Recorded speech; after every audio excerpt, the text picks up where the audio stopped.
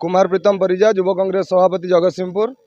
देखंतु विगत दिन में वर्तमान समय गणमाध्यम जदि खोरा किसी होता है सी है नीट प्रश्नपत्र लीक।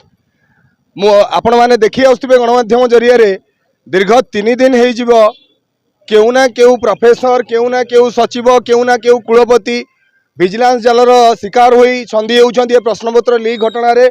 बहुत दुखर विषय 4 जन युवक जे कि माने उच्च शिक्षित मेधावी छात्र से माने आत्महत्या करने को बाध्य हेले प्रश्नपत्र लीक पई।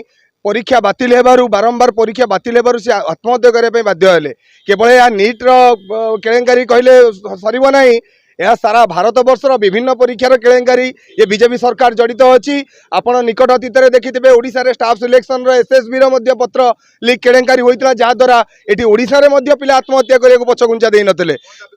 तेणुक आम दाबी करुचु धर्मेंद्र प्रधान जे शिक्षा मंत्री वर्तमान डेंगुरा पिटुंट शिक्षार से आज जो प्रश्नपत्र लिंक केलेकारी संपृक्त अच्छा तुरंत इस्तीफा दिंतु। से सम्मानास्पद शिक्षा मंत्री पदर से तुरंत इस्तीफा दिंतु। नरेंद्र मोदी जो कोଳରେ बसई घंट घोड़े रखुंट एथुरु तुरंत ओहरी जातु। नचेत आम राजरास्तार युव कांग्रेस तरफ आंदोलन करूँ गर्जू बर्षिबू सरकार को बंगोपसागर फिंगिया पर्यंत आम पछघुंचा देबू नहीं।